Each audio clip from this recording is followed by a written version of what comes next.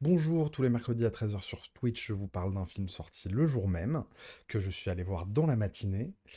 Normalement, je vous fais un petit montage de ce qu'on a pu se raconter en stream, mais une fois n'est pas coutume, pour plein de raisons, le stream était un petit peu immontable. Du coup, je vous fais cette petite vidéo pour vous dire mon avis, mais qui du coup n'est pas un replay de ce qu'on s'est dit exactement sur Twitch. En fait, je me suis rendu compte que je m'étais, avec les interactions avec le chat, etc., je m'étais un peu arrêté en plein milieu de dire ce que j'avais à dire et que j'avais pas fini mon propos. Donc le film La Conférence, qui est un film allemand,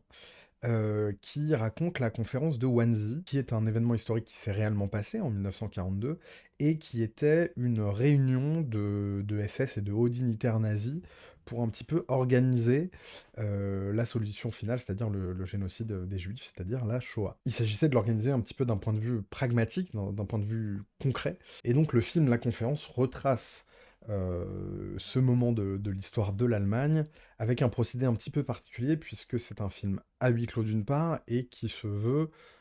en temps réel ou quasiment. Pour info, je suis pas spécialiste de ces sujets, mais je risque d'avoir des réflexions un petit peu historiques sur ces questions-là. Moi, je vous renvoie à Johan Chapoutot et à Christian Ingao, qui sont deux historiens qu'on a en France, qui sont très bons, qui sont spécialistes de ces sujets, qui sont reconnus par tous, et dont vous pouvez trouver sur YouTube un certain nombre de conférences, d'interviews, etc., etc., qui sont de grande qualité et qui sont passionnantes. Et je risque, pour vous parler de ce film, de devoir spoiler un petit peu plus que d'habitude, même si bon, vous connaissez déjà la suite puisqu'elle est dans nos livres d'histoire. Tant qu'on parle de livres d'histoire, c'est vrai que ce film a un petit côté film qu'on nous montre en cours d'histoire au collège ou au lycée, justement, puisque visiblement très rigoureux historiquement, qui retrace un événement précis, qui essaye de le retracer de la façon la plus fidèle et la plus sobre possible. C'est évidemment pas un film d'action sur la Seconde Guerre mondiale, etc. Donc il a ce poids historique à porter et donc une forme euh, assez classique d'un point de vue cinématographique, mais que je trouve hyper intéressant parce que dans le film, comment vous dire, tout est en permanence à hauteur d'homme, que ce soit l'écriture, que ce soit la mise en scène, que ce soit les procédés dont je vous ai parlé, du temps réel et du huis clos. Tout ça est voulu et pensé pour nous mettre en tant que spectateurs un certain degré d'égalité par rapport à ce qui est en train de se jouer, par rapport à l'horreur qui est en train de se jouer, par rapport aux horreurs dont les personnages du film sont en train de discuter, sont en train de planifier. Et à mon sens, c'est ce qui va servir le propos du film. Dans l'écriture d'abord, parce qu'il y a cette idée un peu particulière, mais là encore hyper intéressante, de prendre comme personnage principal le général SS Heydrich, qui est d'une part l'organisateur de cette réunion, et d'autre part le président de cette conférence, donc qui organise les débats, qui est celui qui a convoqué tout le monde, qui est celui qui parle le plus souvent, et qui est celui qui a quelque chose à jouer. Il est assisté par le SS H-Man, qu'on connaît nous pour l'histoire de sa traque par les agents du Mossad, sa capture en Argentine dans les années 60 et son procès euh, qui s'est tenu à Jérusalem et dont on a eu le livre euh, de Hannah Arendt, La banalité du mal, dont on va reparler un petit peu plus tard. Et donc ce personnage principal qui est vraiment écrit comme ça, si je voulais être un petit peu provoquant, un petit peu vulgaire, je parlerais de héros. C'est bien lui puisque c'est lui le personnage qui a une mission, qui a un objectif, qui a quelque chose à accomplir dans le film, c'est-à-dire lancer la solution finale en réunissant tous les organes du Reich et du parti nazi sous la coupe des SS pour pouvoir l'organiser. Pour ce faire, il doit convaincre les dignitaires du régime du bien fondé de son projet, de sa proposition, de son type d'organisation, de leur nécessité, et il doit présenter ce plan comme raisonnable. C'est donc ces dignitaires de l'État qui sont structurellement ses adversaires dans le film. C'est eux qui vont poser un problème à notre personnage principal. Il a également des alliés, qui sont que ce soit H-Man ou l'équipe qui l'accompagne, mais également à la table en face des dignitaires du régime, différents SS, visiblement qui viennent du front de l'Est, et qui sont plutôt très d'accord avec lui, qui sont plutôt des hommes de terrain et qui ont envie d'organiser tout ça, mais le personnage principal, donc ce général SS Heydrich, doit calmer un petit peu leurs ardeurs, doit un petit peu refroidir tout le monde, histoire de pouvoir, non pas faire un compromis, puisque le plan, le but est de faire accepter le plan tel qu'il est, mais de pouvoir convaincre les récalcitrants, on va dire. Dans ces dignitaires de l'État qu'il va devoir convaincre, son principal adversaire, c'est-à-dire celui qui va être le plus difficile à convaincre, celui qui va amener le plus de contre-arguments, c'est un juriste, je sais plus s'il vient du ministère de l'Intérieur ou de la Justice, mais je crois que c'est pas très important, et c'est notamment un juriste hyper important pour le régime nazi, puisque c'est lui qui a coécrit les lois de ségrégation anti-juive qui existent depuis 1933, du coup, en Allemagne. Et son opposition, elle se tient sur deux points. D'une part, il veut une forme de cohérence légale, avec notamment les lois qu'il a écrites lui-même. Le film nous insinue même que parfois son opposition est parce que jusque-là, il était la réponse aux problèmes juifs, selon les nazis, euh, avec ses lois de ségrégation, et qu'il est un petit peu supplanté par ce général SS. Et le film nous sous-entend comme ça un petit peu que il n'y a pas que des raisons très théoriques à son opposition, mais y compris des raisons intimes, on va dire, intérieures, qui sont pas forcément très morales et très belles. Et il a aussi quelques rares questionnements moraux sur les méthodes proposées par Heinrich, qui sont pas si forts que ça par rapport aux méthodes en question, entendons-nous bien, mais ces questionnements moraux sont vus par les autres, et notamment par les SS, comme une forme de faiblesse, de manque de courage, et pas tellement comme une interrogation morale pertinente et de haute vue. En termes d'écriture, ce que fait le film, c'est qu'il nous met en empathie avec, a priori, les plus monstrueux, puisque c'est eux que l'on suit. On les suit avec leurs objectifs, avec leurs plans pour y arriver, avec leurs obstacles, avec leurs succès. Et cette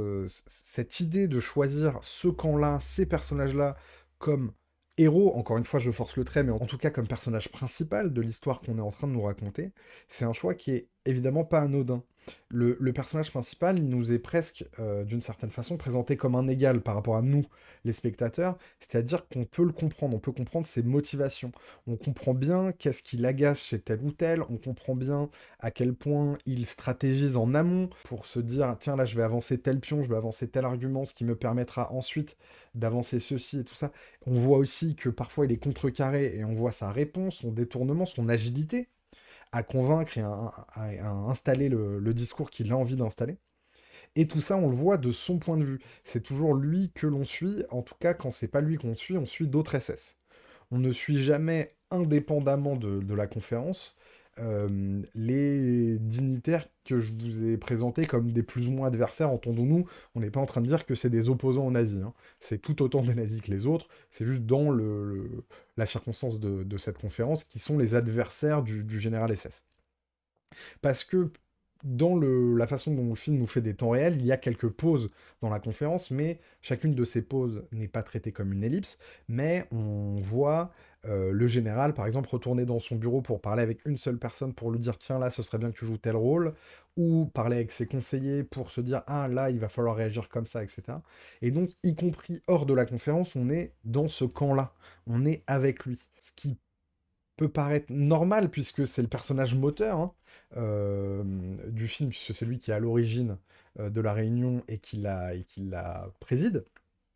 qui en dirige les débats. Mais c'est pas un choix tout à fait banal pour autant de nous mettre autant en empathie. Quand je dis empathie, je dis pas du tout sympathie. Je parle pas d'être d'accord avec ses idées ou avec ses propositions. Je parle de la capacité qu'on a à le comprendre et presque d'une certaine façon de nous mettre à sa place. Alors c'est déjà, d'un point de vue de l'écriture, du coup, un truc qui nous met assez mal à l'aise et qui nous force à casser un petit peu la distance qu'on a en tant que spectateur assez naturellement par rapport aux récits historiques et aux biopics et aux histoires vraies en général. On a cette forme de distance, d'autant plus sur les récits historiques dont on connaît déjà la fin, dont on connaît déjà la conclusion. Et là, ici, encore évidemment beaucoup plus, parce que on l'a en horreur, cette conclusion, finalement. C'est comme ça que l'écriture nous présente une forme d'égalité, une forme de... Ce que je vous disais tout à l'heure, tout est à hauteur d'homme, mais la mise en scène le fait aussi. C'est-à-dire que on est dans un décor relativement petit, on est globalement dans un huis clos, dans une villa, mais même quasiment l'intégralité du film est dans une seule pièce, la pièce où se tient la conférence. Et la taille de ce décor, elle restreint un petit peu les mouvements que peuvent faire, soit les caméras, soit les comédiens.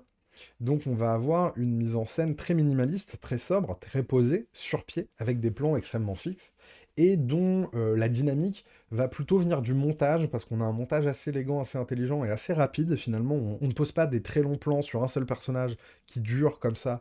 ou très rarement, et on le fait à des moments extrêmement pertinents. Et on a également des cadres qui, en plus d'être très souvent beaux, sont quasiment toujours hyper pertinents et essayent de raconter quelque chose avec le peu d'outils qui sont à leur disposition dans un décor qui bouge pas et dans des dignitaires tous en costume ou en tenue militaire ou en costume civil mais classe, qui se tiennent tous très bien, bien droits, etc. Le dispositif principal de cette mise en scène, euh, entre ces trois tables disposées en U, donc une avec Heydrich au centre de l'image, au centre de la pièce, et deux tables perpendiculaires à lui. D'un côté, ceux que je vous ai décrits comme plus ou moins les adversaires, de l'autre, ceux qui sont les SS, les petites mains, en tout cas les hommes de terrain, c'est pas tout à fait des petites mains, de l'autre. Et lui très au centre. Et donc le dispositif principal qui va être utilisé pour filmer tout ça, ça va être le champ contre champ, très classiquement. Là encore, dans ce dispositif, Heydrich est le personnage principal, y compris des plans. La caméra est toujours en face de lui, dans ses cadres sur lui, alors que les cadres sur ses adversaires ou ses alliés sont toujours plus ou moins filmés de son point de vue. Encore une fois, hein, c'est le moteur principal des horreurs planifiées dans le film